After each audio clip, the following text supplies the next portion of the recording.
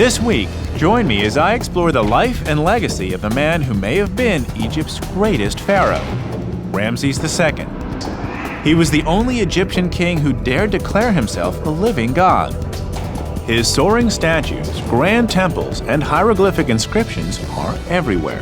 Yet the man behind the legend remains a mystery. What drove him to become Egypt's greatest pharaoh, and how did he do it? To find out, I'll try my hand at ancient stonemasonry, decode the propaganda of the pharaohs, and get high-tech to see how Ramses amassed incredible wealth. We're digging for the truth. Get back, folks. And we're going to extremes to do it.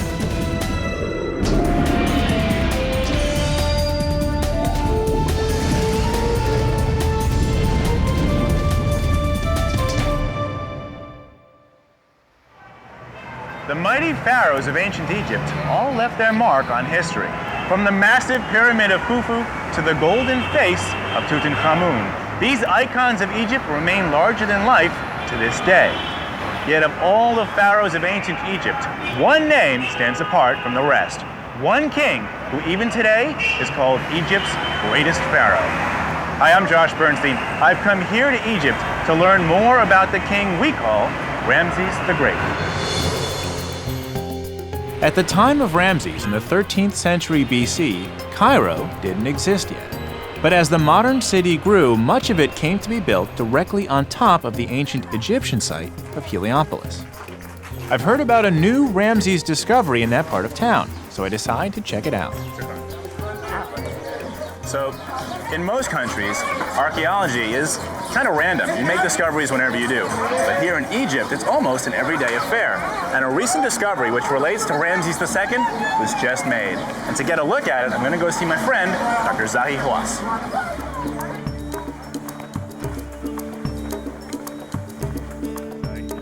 Hi Josh, how are you? Good to see you. Then you are after Ramses II. Ramses II, yep. He's an amazing king. In my career as an archaeologist, I almost everywhere discover something with this man. But really what's important about this temple, first, if you come and follow me. This site is an exciting find. Zahi tells me that this was a massive temple complex that was very important to Ramses II. Discovered during the construction of a new supermarket, this site was announced in 2006. Zahi tells me the scale of this temple is enormous. From just his early excavations, he's determined that it extends for several blocks in each direction, underneath a significant portion of the neighborhood. In front of one of the stones that made up the entrance to the main temple, I ask him why Ramses is so celebrated. What do you think was so appealing about Ramses II? I think, his life is full of action. Everywhere he built unique temples or tombs or statues. Zahi tells me that Ramses was a king who lived in superlatives. He ruled for over 66 years, living into his 90s, almost 3 times as long as the average Egyptian of his day. He had over 200 wives and concubines, with whom he had nearly 100 children. And he built more temples and statues than any other pharaoh. And this is why I have to tell you that if you talk about Egypt, if you talk about ancient Egypt, if you talk about kings and their mystery and their magic, you say Ramses II. Ramses II. Zahi expects to find new information here that will reveal more about the life and reign of Ramses II. But really, the dig has only just begun. And to conduct full excavations, all the surrounding buildings will have to be knocked down. This excavation will continue for years. And look at this shopping mall. Yeah. That's what we will going to demolish completely. Because it could continue. This temple could continue that way. Yes. The Egyptian government is now making plans to compensate and relocate the residents of this neighborhood. It's a pretty incredible man who can inspire such a huge undertaking even 3,300 years after his death. But is Ramses' fame the stuff of legend, or was he really the greatest pharaoh in Egyptian history? This temple has years of work ahead of it before all it has to tell is revealed. But the amazing thing about Egypt is that so much has already been found. Ramses' mummy was discovered in the late 1800s. Now it's in the Egyptian Museum. I've been given permission to come after hours. It's a rare privilege to get a personal audience with the pharaoh. Welcome to the Royal Mummy Room, where almost a dozen of Egypt's royals are on display for you to see, and many of them are related to Ramses II. This is his son, Merenptah, and over here, his father, Seti I. And over here, the man you and I came to see, perhaps the greatest pharaoh of them all, His Royal Highness, Pharaoh Ramses II himself.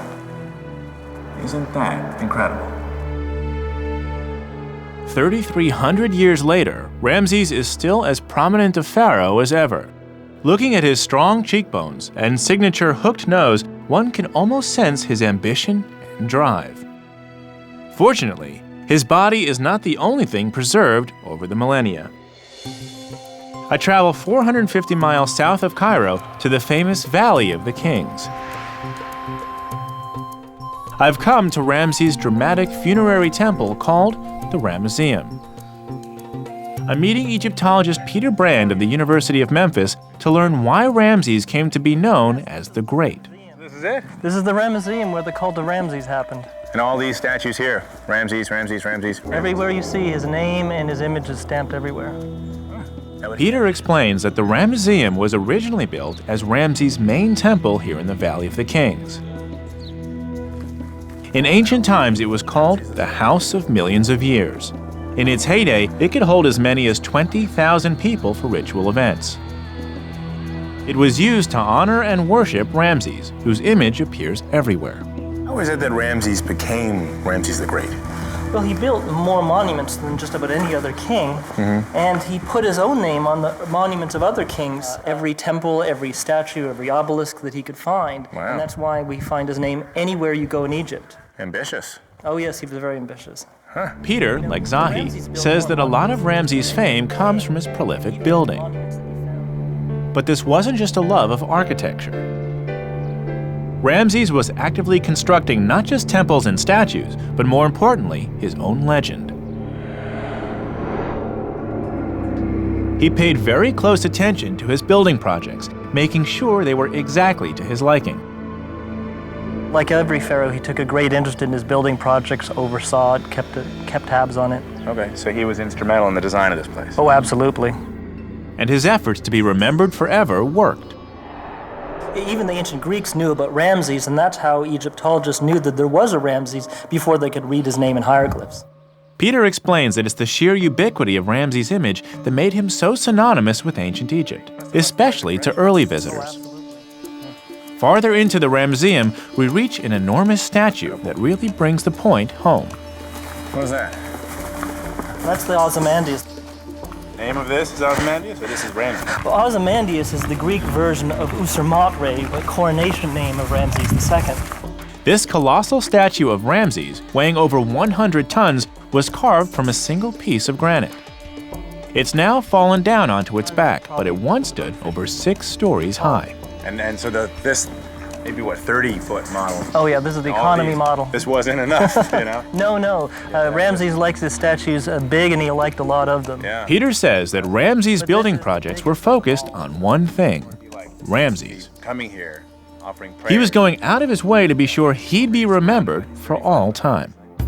I've come to Egypt to learn more about Ramses II and find out if he really was as great as his reputation says. I've seen what remains of the man himself in the Egyptian Museum, and visited his personal temple in the famous Valley of the Kings. I'm now heading south, to the city of Aswan and the granite quarries of the pharaohs, to learn just how he left his mark. Expert stonemason Danny Roy meets me at the Aswan quarry to show me how Ramses' craftsmen shaped his statues from solid granite blocks. Aswan's granite was prized throughout the ages for its quality and color.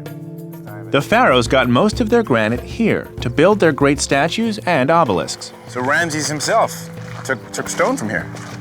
Yes, he did, and a lot of it. Danny takes me to see one of the most impressive pieces of sculpture in all of Egypt.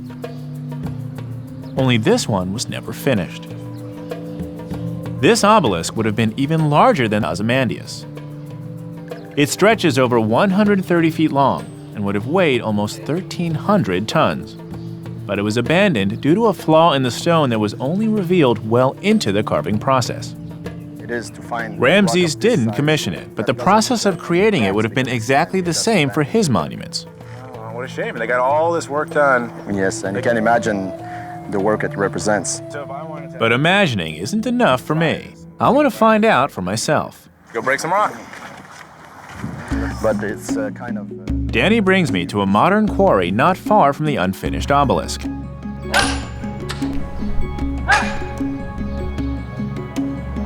He set up a comparison test for me so that I can see just how much work we're really talking about. So... First, we start with the modern methods. show you the modern day tool set. Okay. Danny has a collection of tools laid out that are used for modern consumer work like carved mantelpieces or kitchen countertops. That are big. Teach me, my master. So now... We start with the bush hammer, which creates smooth surfaces like I saw on the obelisk and the Ozymandias. stay at the same area.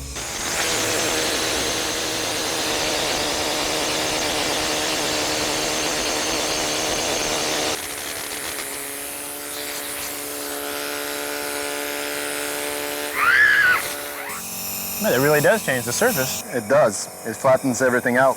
Can I try it? Sure, go ahead. Stand back, folks. Beware the bush hammer.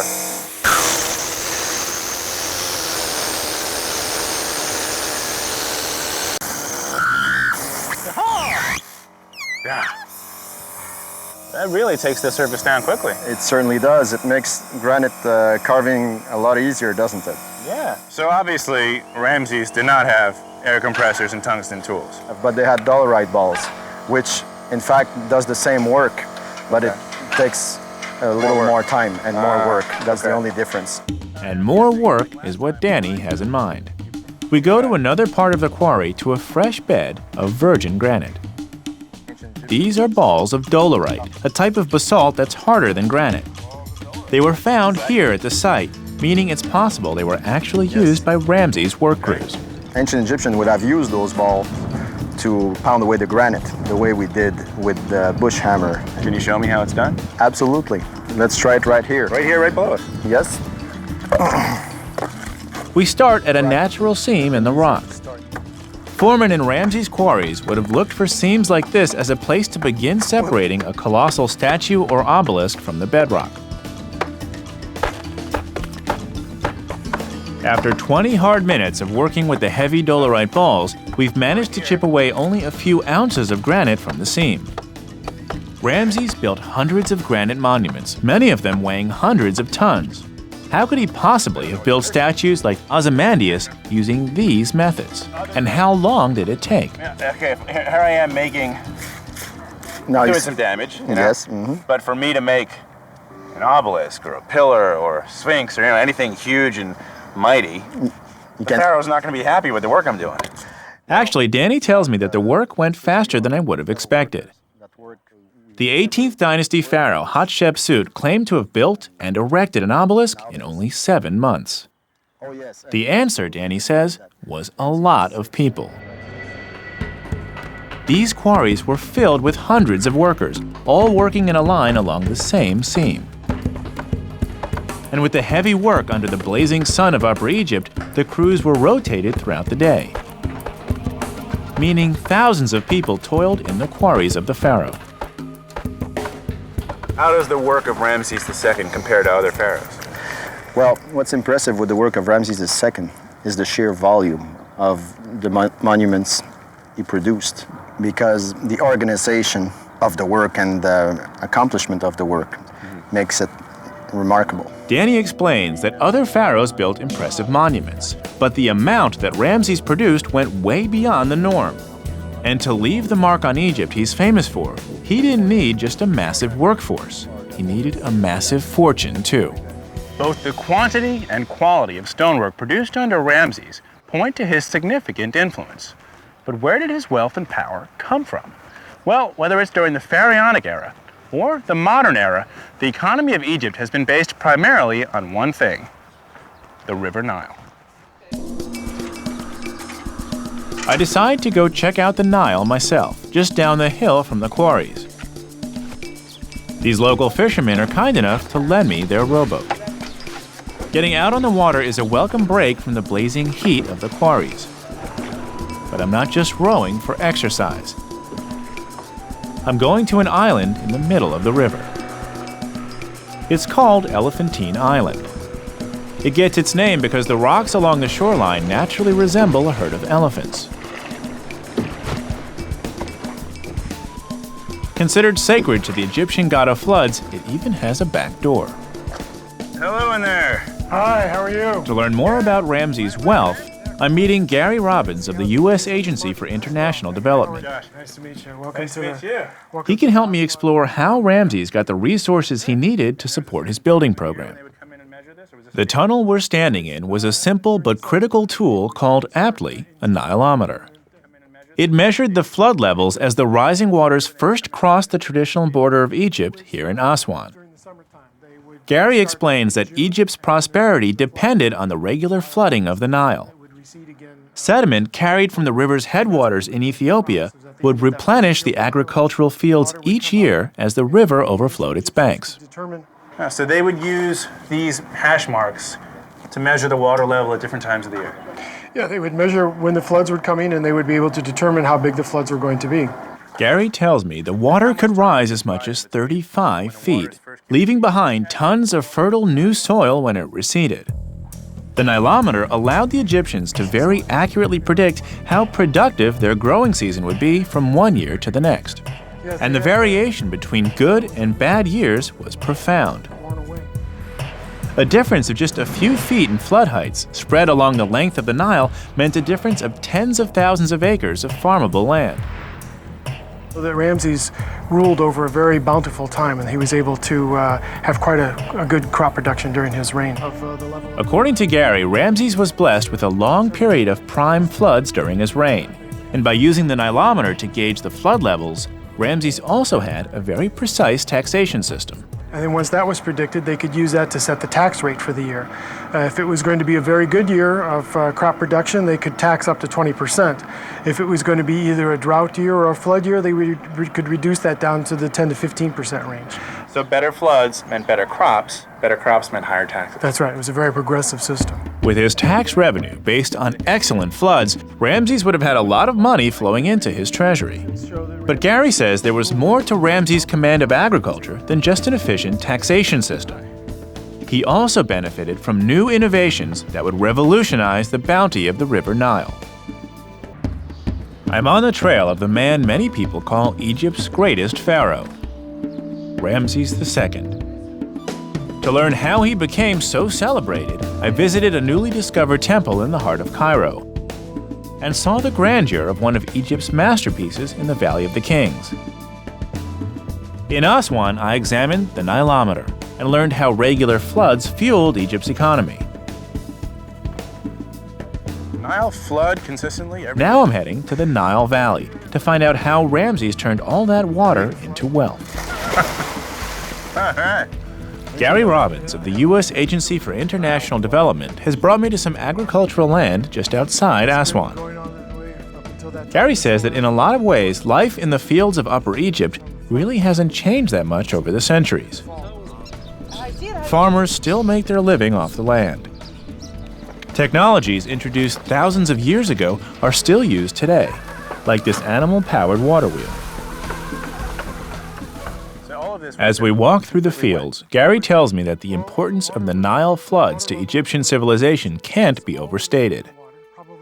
With the regular flood cycles constantly replenishing the fields, ancient Egypt developed a thriving agricultural system that could easily support its people, as well as a very grandiose pharaoh. The sluice gate, the water would drain out again. During the flood season in late summer, these fields would have been inundated by several feet of water. Wait until the water was completely saturated. The Egyptians created basins by building low berms around their plots with mud, allowing the ground to become saturated with the silt-rich water. After the water receded, they planted their crops in the newly rejuvenated soil. Yes, the water would come in, they would inundate the fields, it would soak the ground, saturate the ground. Then they would open up the sluice gates, drain the water off, and then they'd plant the crops. And so when the field here is flooded, what did the farmers do? Well, that's the time when they would go and provide their labor as part of their tax to the pharaoh. So this is the time when all the building projects take place. It's when a lot of the building projects occurred, yes. Yeah. The agricultural system was perfectly suited to Ramses' needs. With farmers unable to work their fields, they were free to devote themselves to his building projects, which also satisfied part of their tax obligation. And then they would come back, waters receded, plant their crops. How would they water their crops now that the Nile and all the water was down here? Well, during the New Kingdom, they introduced a new technology called the shaduf that allowed them to lift the water from the river up to the where the crops were. And this is during the time that Ramses lived? It was during the New Kingdom, yes, during Ramses' time. What kind of contraption or technology was this that could get the water? Well, I'm going to take you over and show one to you and give you a chance to work it. Let's go check it out. All right. Gary says the most basic of innovations can often spark the biggest changes. The introduction of the simple shaduf allowed the Egyptians to move water without relying solely on the floods, an agricultural revolution that Ramses took full advantage of. Basically, it's a counterweight that assists with the raising of the water. That's right. You've got a bucket on this end that's filled with mud, in this case, to cause the weight.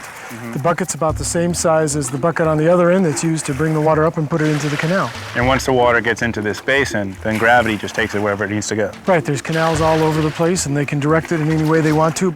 Today, shadufs are used only where water pumps aren't available. But even into the 20th century, they were used on an industrial scale, allowing farmers to irrigate their fields independently of the floods. I decided to give it a try. The result of this innovation? More food was produced with a lot less labor, creating instant surpluses in money and manpower that Ramses could draw upon. That's pretty easy. And given the ease of use, Ramses' people were essentially self-sufficient. So I can see how this would benefit the farmers. How did it benefit the pharaoh? Because irrigation was managed locally by the local administration, the pharaoh didn't have to put either manpower or money into maintaining the system. So basically he could focus on governing other areas. He could govern other areas, and what he did was he redistributed the land that belonged to some of the temples to people in the area so that they were more indebted to him as a ruler. Ah, very smart there, Ramses. I think I've mastered the shaduf. You've done a very good job. Thank you. Can I help you out? Let it go back to doing its thing? Yeah, please. So the Egyptian economy during Ramses' reign was thriving. Excellent floods and recent technological innovations meant that he ruled during a time of plenty. Higher tax revenues and a more prosperous people with less reliance on the central government gave Ramses the resources he needed to devote to his own projects. But how do we really know that Ramses lived during a time of consistent flooding? Other than ancient records, is there any way to verify today that he really did benefit from ideal farming conditions year after year? I know just the man to help me answer this question. Dr. Miroslav Barta of the Czech Archaeological Institute has a unique way of tracking the environmental conditions of ancient Egypt. We've come back to Cairo to his dig site at Abu Sir, near the pyramids of Saqqara. It's right on the edge of the Nile's floodplain, where the lush agricultural land watered by the river hits the desert sands. And what do we have here? A wall. It's just a simple wall, but it's not so simple in this specific case. Mirek says this mud brick is over 4,500 years old. By looking at the straw that's still trapped in the dried mud, he can determine what the environmental conditions were like when the bricks were made. So basically, these mud bricks are environmental time capsules. Exactly. But Mirek has developed a more dynamic method to track the environment over time, and it's something I never would have expected.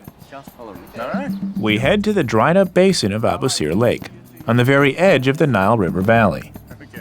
In ancient times, it filled with water during the seasonal floods, only to empty again as the floodwaters receded. As we walk towards the lake bed, Mirek says that in science, it's often one tiny piece of data that reveals the whole story. And now we have to come to the most fascinating part of the whole story. We have to start the hunt. For what? For frogs? No, beetles. For beetles. For beetles. Okay, so how do you hunt for beetles? You have to look for small holes about an inch wide. Okay, let's go hunt for beetles.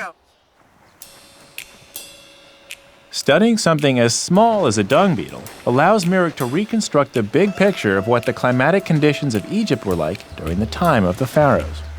Be very quiet.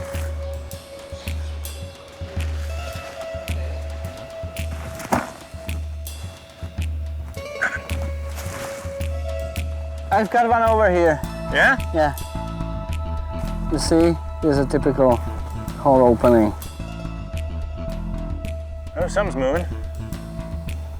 That's what we want? Exactly, it's one of those keys. What kind of beetle is this?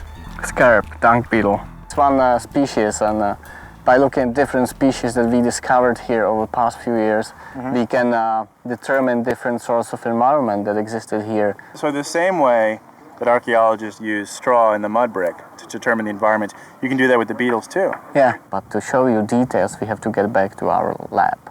Okay, I'll put this guy back and go to the lab. Goodbye, little friend. So now this is going to... Merrick brings me to his lab, where he has samples of beetles he's found in tombs at Abu Sir. Since the tombs were sealed when he discovered them, the conditions inside remained the same for thousands of years. From each tomb, fragments of the collected beetles were placed on microscope slides. Under magnification, each sample provides invaluable data about environmental conditions in the past. So what am I looking at? I'm looking at the wing. Yeah, fragment of wing. So this to me looks like a wing, right? Just a piece of wing. Yeah, I couldn't tell you yeah. anything more than that. But to a specialist, he or she could come in here and say, that's not just a wing, that's a piece of this beetle. And then you could come in and say, well, if that species was in this site, then we know these environmental conditions must have existed there. That's the conclusion, yeah. That's pretty cool. For instance, this beetle. Merrick explains that some species of beetles appear in wet environments, while others show up in dry, salty conditions. For example, the scarab we found in the dried-up Abu Sir Lake wouldn't have been there during the time it was flooding. As for my question about Ramesses, Merrick's research shows that the appearance of the different species of beetles coincides exactly with records of flood conditions kept by the ancient Egyptians. Hard science is backing up the history of the pharaohs. It also gives full support to Gary's position that excellent flood conditions made Ramesses a very wealthy king. This wealth gave him the resources, both in money and in labor, to build himself into a legendary pharaoh, to be remembered for all time. But now that I've gotten a good understanding of how he did it, my next question is why? What motivated Ramesses II to become the greatest pharaoh of all time? Wow, that's pretty bold, isn't it? My quest to find out if Ramesses II was Egypt's greatest pharaoh has taken me from a dig in Cairo to the granite quarries of Aswan to the lush fields of the Nile Valley. I've learned how he built hundreds of monuments all over the country. And with the help of some beetles and a shadoof, how Ramesses used the Nile floods to amass great wealth. That's pretty easy. But what was it that drove Ramesses' seemingly endless ambition? I traveled to the town of Abydos, 300 miles south of Cairo in Middle Egypt. In ancient times, this was one of the most sacred sites in the country. It's home to a temple built by Ramses' father, Seti I, that gives some very interesting clues as to what may have motivated Ramesses to leave so great a legacy. Okay. I meet up again with Peter Brand of the University of Memphis, who shows me around. Okay. As it turns out, Ramesses' dynasty has a backstory that could have been written by Shakespeare. The thing you have to understand about the 19th dynasty is that they were of non-royal blood. They were family military men who came to the throne with Seti's father. Peter tells me that Ramesses and his father Seti were actually born commoners. Their young dynasty came to the throne from the military, not the palace or temple. As head of a new ruling family that didn't have the instant status of royal blood, Seti had a lot to prove. To show that he was a legitimate pharaoh, Seti embarked on the massive building program that Ramesses would later take to an extreme. So Seti is placing himself with the gods here in order to bolster his own image. Well, the purpose here is to show that Seti is a legitimate king of Egypt, that he is doing service for the gods, he is building the monuments, and that they in turn are confirming him as the proper king of Egypt. And Seti was grooming Ramesses to follow directly in his footsteps. He took him along on military expeditions, training him in tactics and strategy, and made him a general in charge of his own divisions while he was still in his teens. This room contains a relief that shows Seti ritually paying homage to all the legitimate kings of Egypt before him, all the way back to the mythical founder of Egyptian civilization. What's unique is that Seti made sure to insert Ramesses into the relief, giving his son a status never before granted to a crown prince. And here are his titles. He's heir apparent, the king's eldest son of his body, his beloved Ramesses. So he's not just any prince, he's the prince. So again, we're seeing how Seti is using these walls to communicate a very clear political message of power. Yes, the political message is, of course, is that Seti is part of this continuum of kings. Now his son Ramesses is not yet king, but he's going to be. He's the official crown prince, and you better get ready because he's coming next. Ramesses took this message and ran with it. When he became pharaoh after Seti's death, he immediately set out to build upon his father's ambitions, but made sure to keep all the focus on himself. On an exterior wall of the temple, Peter shows me a huge inscription where Ramesses started the process of building his own cult of personality. So what we saw inside with Seti telling the story, here we have it outside, but it's Ramesses now telling what happened. Yes, this is what happened next. He reflects Ramesses' taste for self-promotion definitely started early. Ramesses even claims that his father made him king and put the crown on his head while Seti himself was still alive. So is that normal for the pharaoh to take his crown and place it on the prince while he's still alive? I think it's likely that Ramesses is exaggerating a bit, that he in fact remained crown prince. So again, we're seeing the retelling of the story for political gain. Yes, Ramesses wants to put his own spin on things, but nobody is the master of propaganda quite like Ramesses. Ramesses' massive building projects and colossal statues are all starting to make sense. He was clearly obsessed with image control, seemingly all in an effort to compensate for a humble birth. But Peter tells me this temple is only the beginning. I'd like to show you somewhere else where we can see this in action. All right, let's go there. Peter takes me to the famous Temple of Karnak. I've been here before. It was the main building site for generations of pharaohs, all of whom left their mark here. I gotta say, Peter, I love this hall. Well, this is my favorite place in Egypt, the great hypostyle hall of Karnak Temple. It's amazing. The hall was begun by Seti, but Ramesses completed the job, and he made sure that everybody knew it. Peter points to one of the massive pillars of the hall and explains the concept of usurpation. It was standard practice for pharaohs to take credit for the work of earlier kings by replacing older cartouches with their own. But Ramesses took it to the next level. He instituted a new artistic style, engineered to better sing his own praises and ensure that he'd never be forgotten. And in fact, if you look up here, you can see this really deep carving of Ramesses II's name. And this deep carving that would be very hard to erase. And this was no accident, because if you look over here, the smaller cartouches were originally done by Seti I. What Ramesses did is he sliced Seti's name off, and in that blank space, he now carved in sunk relief that was deeper and harder to erase his own name. Wow. Ramesses has made his cartouche so large and carved it so deep that removing it would irreparably damage the supporting column, thereby ensuring his permanent presence. Peter takes me outside the temple so I can see just how easy the process actually was. He set up a limestone block inscribed with Ramesses' cartouche. I'm going to try my hand at altering history the same way Ramesses did. You want to shave it off. You don't want to damage the background. That's pretty easy. Yeah, the sandstone and limestone are both fairly soft stones, so you didn't actually have to work very hard to do this. So we'll never know Ramesses was there if you do a really good job. Now, what's making your job easy here, and would have made Ramesses' job easy when he has raised relief, is that it's much easier to carve away than sunk relief.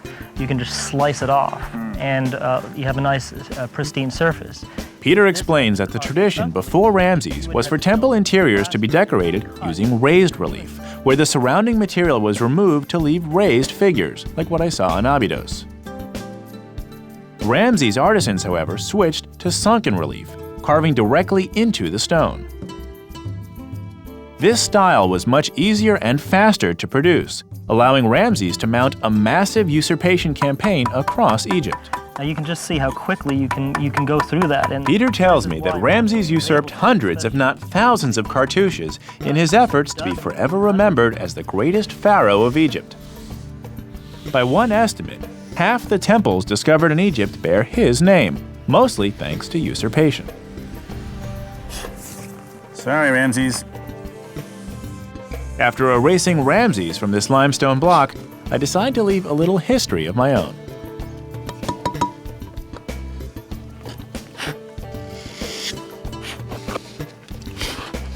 I've removed the hieroglyph, and now, Ramesses, your history. Now that I've seen how the process works, Peter takes me to the exterior wall of the hypostyle hall to show me how Ramesses even usurped himself. He tells me that at one point it was covered by a huge panorama that told the story of Ramesses' military exploits. Most of it's now worn away, in no small part because of Ramesses himself. It was about message control, spin control, getting the best photo op, if you will. Huh, okay. Ramesses redecorated this wall again and again, constantly updating the official history of his reign as he closely managed his image. That's one thing that I'm wondering. All this gets me wondering what was going through Ramesses' mind as he literally manufactured his own legend. So he lived 3 times as long as the average person. Exactly. And he ruled for what, 66, 67 years? Exactly. So at a certain point in his reign, he says like, I'm the only one who knows how things really happened. Right? And if he wants to write history as this way, there's no one else around who can speak any differently. Exactly. And his monument stood even longer than he did. And therefore, his version of events is what has shaped us, even modern historians. It would also seem, based on what I've learned so far, is that he was groomed to be someone who wouldn't question himself. Absolutely. He was raised under the guidance of a man who created this dynasty. Well, I always like to say Ramesses was a palace brat. He wasn't born in the palace, but he was raised in the palace. And just like every other Egyptian king, he was led to believe that he was chosen by the gods to be the most powerful ruler in the world. Wow. How could you not believe that you were special? Ramesses' obsession with his own greatness and his tireless efforts to ensure it are incredible. But Peter says it goes even beyond that. He tells me to really see the crowning achievement of Ramesses' glory, I should travel to the southernmost border of Egypt, to the place he ceased being just a pharaoh and became a god. I've been investigating how Ramesses II has come to be known as Egypt's greatest pharaoh. I've learned that he ruled for 66 years, and that he was known throughout antiquity for building temples and colossi that inspire awe even today. Along the banks of the Nile, I examined how he used new technologies and nature to maximize the agricultural bounty provided by the river. At Abydos, I learned that Ramesses' upbringing and his dynasty's place in history compelled him to surpass the achievements of all other pharaohs before him. And in the famous Temple of Karnak, I saw how the sheer force of his will made it happen. I've now come to the desolate south of the country, just 30 miles from the border with Sudan, to see Ramesses' grandest masterpiece and discover what made him the greatest pharaoh of them all. This region doesn't get a lot of attention today, but during the time of Ramesses, this province was integral to his success. So it was here he decided to make the ultimate political statement, building what many believe was his masterpiece. This is the Temple of Abu Simbel. It's the place where all of Ramesses' ambitions are on full display, an expression of ego in stone. Dr. Melinda Hartwig of the American University in Cairo and Georgia State University has agreed to meet me here to show me around. This is it. This is it. This is Abu Simbel. And we're looking at 4 colossal statues of Ramesses II. That's incredible. Isn't it amazing? This magnificent temple was carved directly into the mountainside, extending deep into the rock face. 4 colossal statues of Ramesses frame the entrance. Each towers 67 feet high. It's an unforgettable sight. It's hard to imagine anyone seeing Abu Simbel and not believing its builder was one of the greatest kings the world has ever known. And this was a significant site for Ramesses. It is a perfect site to look at Ramesses because it encapsulates everything Ramesses was about. You have Ramesses as a monumental builder. You have Ramesses as a family man. And then inside, we'll see the Battle of Kadesh, which shows him as a mighty warrior. Can we take a look? Let's do it.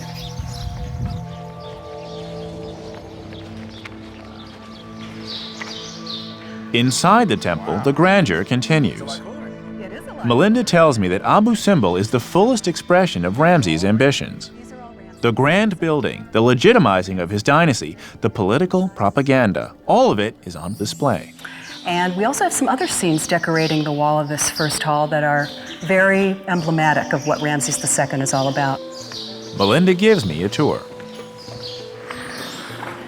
So here are some scenes of Ramses that are pretty emblematic of his military might. You have the image of Ramses up here. On these panels, Ramses continues the pattern I saw at Karnak. Inscriptions tell of mighty battles and humiliated enemies crushed beneath his feet. Ramses, the mighty warrior, keeping Egypt safe and secure.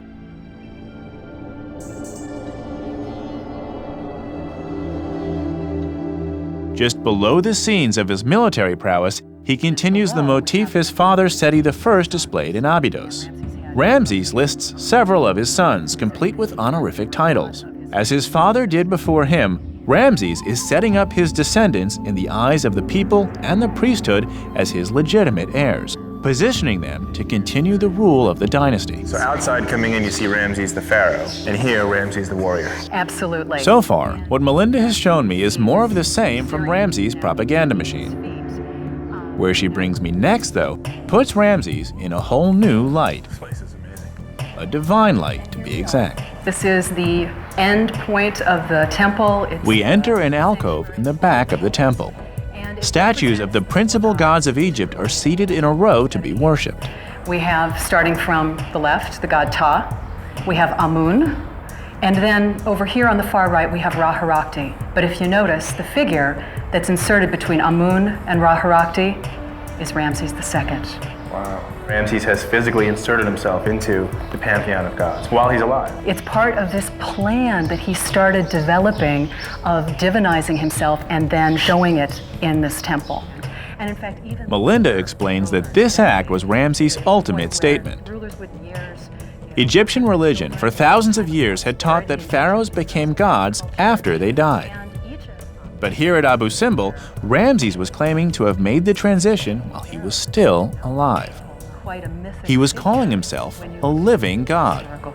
Maybe at a certain point in his life or in his reign, he did make that transition in his mind from I was born as a human, but now I'm a god. One wonders if maybe he even believed his own myth. And you think that the people were willing to do this for Ramses because he had such a great reign. He reigned for so long, the Nile was flowing every year and flooding, and they had food, and everyone was happy, and he's building these colossal structures everywhere, and at a certain point they're just like, he is a god. He's so good to us, how could he not be? He really, truly was the greatest. Zahi Hawass told me that Ramses II is the mystery and the glory of ancient Egypt. I now see what he meant. Ramses was raised to be a great pharaoh, and thanks to his longevity, his political skill, a fair amount of luck, and a very healthy ego, he succeeded. So much so that he called himself a living god. By the standards of his time, and by the awe he still inspires today, it's tempting to say that he became one. At the very least, he's earned the title of Egypt's greatest pharaoh.